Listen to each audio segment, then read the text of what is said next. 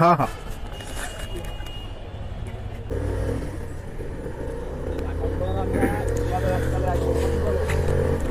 আসসালামু আলাইকুম প্রিয় দর্শক এন্ড শ্রোতা, আমি আছি এই মুহূর্তে সায়দাবাদ থেকে আমরা ফ্লাইওভারে প্রবেশ করলাম। আমরা যাব হচ্ছে চানখারপুল, অর্থাৎ ঢাকা মেডিকেল কলেজ। তো আপনারা যারা আমার সাথে যুক্ত আছেন ইতিমধ্যে, তাদেরকে অসংখ্য ধন্যবাদ। আর যারা আমার সাথে এখনো যুক্ত হননি, তাদেরকে যুক্ত হওয়ার আহ্বান জানাচ্ছি। আমি একটা ছোটোখাটো ফেসবুক পেজ খুলেছি। পেজের নাম হচ্ছে ফাহিম মোটো ব্লগ। একই নামে আমি একটা ইউটিউব চ্যানেলও খুলেছি, ফাহিম মোটো ব্লগ। তো আপনাদেরকে বিনীত অনুরোধ, আমার চ্যানেলটি সাবস্ক্রাইব করবেন অ্যান্ড আমার ফেসবুক পেজটি ফলো দিয়ে রাখবেন।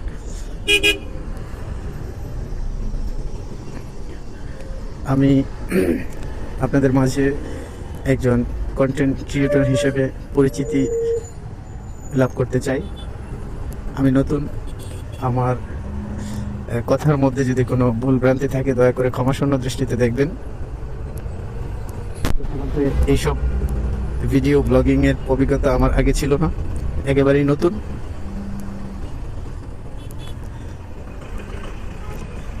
দেখুন ফ্লাইওভারের উপরে পর্যাপ্ত জ্যাম, সেই সাথে আজকে একটু কুয়াশাও। আপনারা জানেন গত 2-1 দিন যাবৎ বেশ ভালোই ঠান্ডা ঢাকা সিটিতে, সারা দেশেই বেশ ভালো ঠান্ডা পড়তেছে, বেশ ভালো শীত। এই শীতের মধ্যে আমরা যারা রেগুলার বাইক রাইড করি, তাদের কতটা শীত ফেস করতে হয় এটা আপনারা হয়তো যারা বাইক রাইড করেন তারা জেনে থাকবেন, আর যারা বাইক রাইড করেন না তারা ব্যাপারটা হয়তো বুঝতে পারবেন না। তবে বিষয়টা বেশ জটিল। ঠান্ডার মধ্যে একেবারে হাত পা অবশ হয়ে যায়। আমি যদিও গায়ে পর্যাপ্ত শীতের পোশাক পরে নিছি, তারপরেও ঠান্ডা তো একটু লাগবেই। আর যদি ঠান্ডাই না লাগে তাহলে ঠান্ডাটা উপভোগ করবো কীভাবে? যাই হোক, সব কিছু মেনটেন করেই আমাদের জীবনযাত্রা আমরা চলতে হয়, এটাই আমাদের নিয়ম। তো আমি এই মুহূর্তে আসছি হানিফ ফ্লাইওভারে। আমার সামনে যে ভবনটি দেখতে পাচ্ছেন, এটা হচ্ছে সালাউদ্দিন হসপিটাল। এটা ওয়ারিতে অবস্থিত। আপনারা যারা ওয়ারির আশপাশে আছেন তারা হয়তো এটা চিনে থাকবেন। আমরা ফ্লাইওভারের উপরে আছি, পর্যাপ্ত জ্যাম। এই যে দেখতে পাচ্ছেন পর্যাপ্ত জ্যাম আছে। এখন বাজে হচ্ছে 8:59, প্রায় 9টা বাজে, এখনো রাস্তার ব্যস্ততম অবস্থা। এই হচ্ছে ঢাকা সিটির সবচেয়ে বিরক্তিকর একটা বিষয়, আমার জন্য সবচেয়ে বিরক্তিকর একটা বিষয়, জ্যাম ফেস করা। রেগুলার জ্যাম ফেস করাটা এটা মানে বেশ পেনফুল। গ্রামে আবার খুব ভালো লাগে, চতুর্দিকে সবুজ শ্যামল, একেবারে ফাঁকা রাস্তা, খুবই ভালো লাগে। তো গ্রামের রাইড এবং সিটি রাইড অনেক ব্যবধান আছে। তো যাই হোক, আমি আসলে কি থেকে কি বলতেছি আমি নিজেও জানি না, ক্ষমাশূন্য দৃষ্টিতে দেখবেন। আমি ঠিক বুঝতে পারতেছি না যে এই ভিডিওর মধ্যে আমার ভয়েস দেওয়া উচিত, বাট কী ধরনের ভয়েস দেবো, কী বিষয় নিয়ে আপনাদের সাথে আলাপ করবো, এটা আমি অ্যাকচুয়ালি জানি না, আমার এই অভিজ্ঞতা নেই। তো দয়া করে যারা অভিজ্ঞ সম্পন্ন আছেন প্লিজ হাসবেন না, আমাকে সুপরামর্শ দিবেন, এই প্রত্যাশা আমি করছি। এবং সেই সাথে আমাকে সাপোর্ট করবেন, সুপরামর্শ দেবেন কীভাবে আপনাদের প্ল্যাটফর্মে কাজ করতে পারি। আপনাদের প্ল্যাটফর্মে কাজ করতে গেলে আমার কী কী এক্সপিরিয়েন্স অর্জন করা উচিত, দয়া করে আমাকে মেসেজ কিংবা কমেন্টস করে জানাবেন।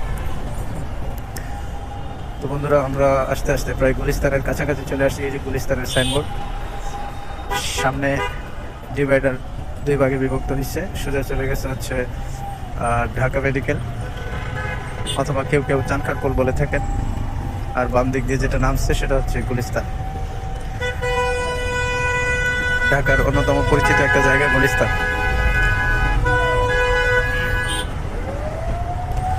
দেখুন এত জ্যামের মধ্যে অ্যাম্বুলেন্সের মধ্যে হয়তো রুগী আছে, অ্যাম্বুলেন্সের এই যে লোকজন নেমে তারপর রাস্তা ক্লিয়ার করে করে তারপর হচ্ছে অ্যাম্বুলেন্সটা নিয়ে যাওয়া লাগতেছে। আমাদের ঢাকা সিটির যে বললাম না, সবচেয়ে পেইনফুল একটা বিষয় এটা, কারণ আমরা তো নিত্য প্রয়োজনে চলাফেরা করি, আমাদের একটু লেট হলে অসুবিধা হয় না, কিন্তু অ্যাম্বুলেন্স এটা খুব ইমার্জেন্সি একটা বিষয়। তো এই বিষয়গুলোতে আসলে আলাদা ফোকাস করা উচিত ছিল বা উচিত। আমাদের দেশ তো নামে স্মার্ট হয়ে গেছে, ডিজিটাল হয়ে গেছে, কিন্তু এই যে জায়গাগুলো, এই জায়গাগুলো কি আদৌ স্মার্ট হয়েছে, ডিজিটাল হয়েছে? কখনোই না। একটা রুগী তার গন্তব্যে পৌঁছাতে পারতেছে না শুধুমাত্র এই জ্যাম এর কারণে। এটার জন্য আলাদা লেন থাকা উচিত ছিল না, তাহলে তো এত কষ্ট হতো না। এটা সবার জন্য, এটা আজকে যিনি রুগী আগামীতে আপনি হতে পারেন, আল্লাহ না করুক আমি হতে পারি, আল্লাহ না করুক কেউ যেন না হয়। তো বিষয়টা আমার পার্সোনালি খুব খারাপ লাগে। আমি প্রায়শই এটা দেখি, যেহেতু রাস্তাঘাটে থাকি, রাস্তাঘাটে থাকলে অনেক কিছু দেখতে হয়, অনেক কিছু ফেস করতে হয়। তো আমার তো আসলে এখানে তো আমার কিছু বলার নেই, তাই একটু দুঃখ লাগে। যাই হোক, সবার সুস্থতা কামনা করছি, সবাই সুস্থ থাকবেন, ভালো থাকবেন, দোয়া করি আর দোয়া চাই। এই যে দেখুন, প্রত্যেকটা ফ্লাইওভারের বাম সাইডে মিনিমাম 3 ফুট জায়গা রাখে, এটা হচ্ছে স্পেশালি বাইকারদের জন্য। তো এই যে আমি এইটুক জায়গা দিয়ে যাইতেছি, এটা স্বাভাবিক, এটা মানে কি বলবো, এটা হচ্ছে ফ্লাইওভারের রুলস বলা যায়। কিন্তু কিছু কিছু ক্ষেত্রে এই যে সিএনজি ভদ্রলোক কিংবা ইদানিং যে অটো নামে টেসলাগুলো আছে, এরা খুব বেশি ডিস্টার্ব করে। ওরা এত বেশি ডিস্টার্ব করে যে আপনি আমার জায়গায় কেন, প্রত্যেকটা জায়গায় আমরা বিজি করে রাখি, ওদের পুরো সিটিটা ওদের দখলে। আমরা যারা বাইক রাইড করি তারা আমরা হচ্ছে সরকারকে ট্যাক্স দিই, আমাদের নাম্বার প্লেট করার জন্য সরকারকে ট্যাক্স দিতে হচ্ছে, ভ্যাট দিতে হচ্ছে, ট্যাক্স টোকেনের জন্য প্রত্যেক বছরই আমরা একটা ট্যাক্স পে করে থাকি। অর্থাৎ আমরা রোডের যে সমস্ত খরচ আছে সব বহন করি, তারপর হচ্ছে আমাদের রোডে চলতে হয়। এমত অবস্থায় আমাদের কিছু বলার থাকে না, অটোওয়ালারা যা করে যা বলে এটা আমাদেরকে মেনে নিতে হয়।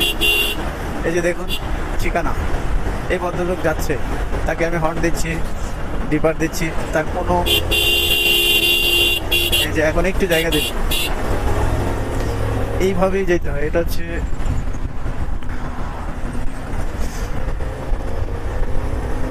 আমরা এই মুহূর্তে আছি বঙ্গ বাজারের উপরে, সামনেই হচ্ছে চানখারপুল। আমরা একটু পরেই ব্রিজের ঢালে নামবো, ওখানে হচ্ছে নেমেই চানখারপুল, কিংবা হাতে ডানে গেলে হচ্ছে ঢাকা মেডিকেল। শখের বাইক রেপসল, দেখুন বাইকটি পিক আপে করে যাচ্ছে। কথা ছিল বাইকটি নিজ গতিতে রাস্তায় চলবে, যাই হোক কোনো ত্রুটির কারণে হয়তো এভাবে নিচ্ছে। তো বন্ধুরা, আমি আবারও বলছি, আপনারা যারা আমার ভিডিও দেখতেছেন দয়া করে হাসবেন না, কেননা আমি আগেও বলছি এখনও বলি, আমি আসলে এই ব্যাপারে একেবারেই নতুন। আমি চাই আপনাদের প্ল্যাটফর্মে কাজ করতে, এটা আমার বেশ শখ। আমি ব্লগিং করতে চাই, তো আমাকে সুপরামর্শ দিয়ে সাথে থাকবেন, এই প্রত্যাশা। বন্ধুরা, আমি প্রায় ব্রিজ থেকে নেমে গেছি, আমরা আছি হচ্ছে চানখারপুল, সামনে চানখারপুল। আমরা ডান দিক দিয়ে ঢাকা মেডিকেল হয়ে আমরা আমাদের গন্তব্যে যাব। দেখুন পুলিশ থাকা সত্ত্বেও যে যার মতো ড্রাইভ করতেছে। এখানে আসলে রুলস তো সবারই জানা আছে, যারা যারা ড্রাইভার তাদের সবাই রুলস জানা আছে, তারপরেও আমরা রুলস মানতে চাই না, এটা আমাদের স্বভাব। আল্লাহ সবাইকে হেদায়েত করুক।